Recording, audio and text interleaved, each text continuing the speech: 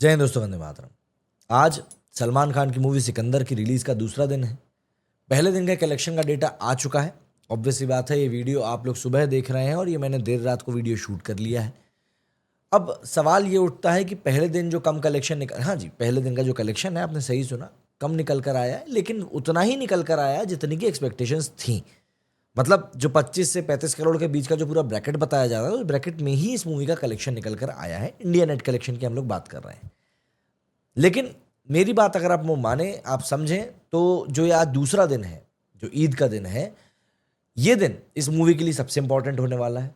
क्योंकि जितने भी सलमान खान के फैंस हैं, जो सलमान खान का कोर जो फैन बेस है, आज वो फैन बेस मूवी देखने के लिए जाएगा।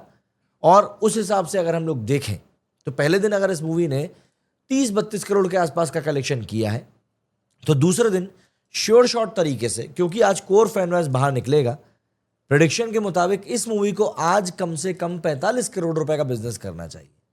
और अगर ये मूवी इतना कलेक्शन करके नहीं निकालती है तो इसका सिंपल सा मतलब यही रहेगा कि लोगों ने मान लिया है कि भैया सलमान खान की मूवी में शायद वो बात नहीं है।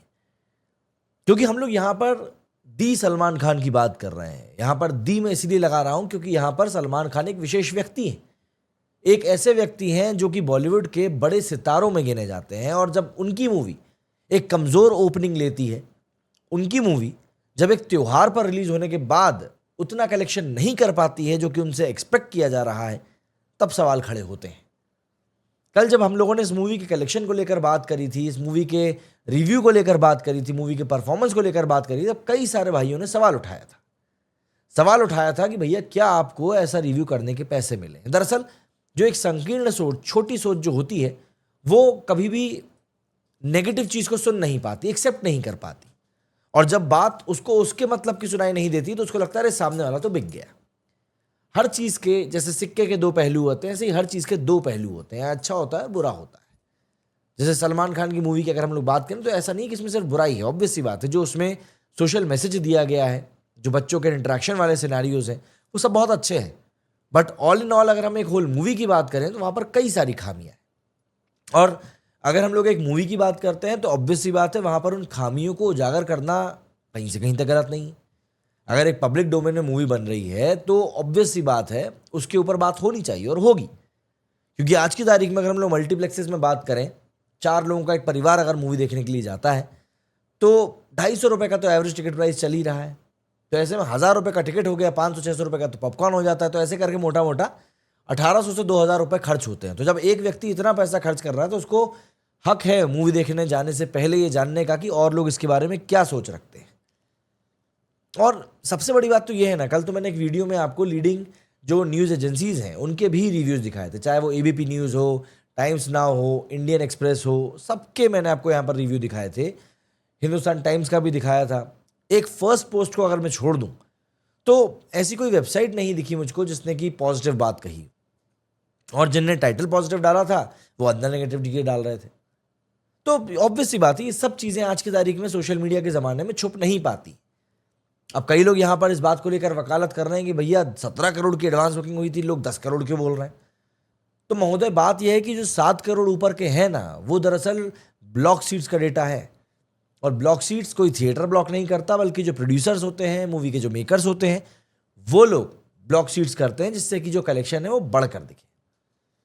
तो पहले दिन का जो कलेक्शन निकल कर आया है, ऑब्वियस सी बात है उसमें भी कुछ ना कुछ बातें हैं, बट अब हम उनको इग्नोर कर रहे हैं क्योंकि मूवी की सच्चाई सभी के सामने है। मूवी जो है अब क्रीज के ऊपर उतर चुकी है। तो ऑब्वियस सी बात है, एक बड़ा तबका अब यही इंतजार कर रहा है कि कलेक्शन कैसा आएगा। अब यहाँ पर एक बात और उठ रही है कि भैया मूवी जो है ऑनलाइन लीक हो गई और अच्छे खासे प्रिंट में लीक हो गई। तो मेकर जो है, ऑब्वियस सी बात है, इस बात के ऊपर भी बात करेंगे कि जो ये मूवी ऑनलाइन लीक हुई है उस कारण से भी मूवी के कलेक्शन के ऊपर एक बड़ा असर पड़ेगा। अब देखिए दोस्तों, मूवी रिलीज होने के पहले ही अगर लीक हो जा रही है तो कहीं ना कहीं यहाँ पर इंटरनल एरर तो है। तो मुझे लगता है कि मेकर्स को उस व्यक्ति को भी पकड़ने के ऊपर ध्यान देना चाहिए जिसने कि इस मूवी को लीक करने का काम किया है। क्योंकि मूवी कितनी ही अच्छी हो, कितनी ही बुरी हो, उसके ऊपर काम हजारों की संख्या में लोग करते हैं, करोड़ों का रुपया खर्च होता है। और ऐसे में जब मूवी लीक हो जाती है तो ऑब्वियस सी बात है, ये एक तरह की चोरी है, बहुत बड़ा गुनाह है, तो ये सरासर मैं इसके भी खिलाफ हूँ।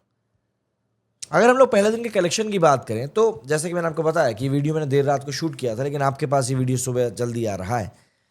तो जो डेटा फिलहाल वीडियो बनाने के पॉइंट तक निकल कर सामने आया है उसमें 27 से 28 करोड़ का कलेक्शन बताया जा रहा है, और मैं उम्मीद कर रहा हूं कि सुबह होते होते तक इसमें 5 करोड़ का इजाफा और हो सकता है।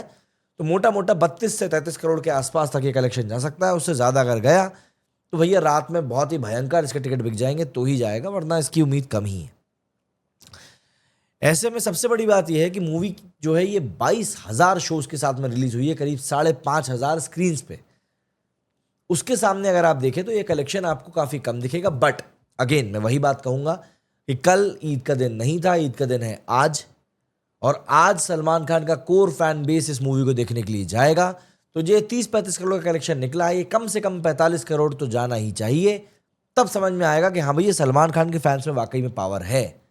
वरना एटली साहब ने जो सलमान को 600 करोड़ के बजट की मूवी से निकाला है ना, कहते हुए कि सलमान खान अब उतने कॉमर्शियली सक्सेसफुल एक्टर नहीं रह गए हैं, वो बात सही सिद्ध हो जाएगी। सिंपल सी बात है। वो दौर हम आज की तारीख में देख रहे हैं जब शाहरुख खान की back to back movies 1000 crore को क्रॉस कर जाती हैं। तो ऐसे में भाई सवाल तो खड़ा होता है कि फिर सलमान खान की क्यों नहीं कर रही है, क्या शाहरुख खान में ही बस की है?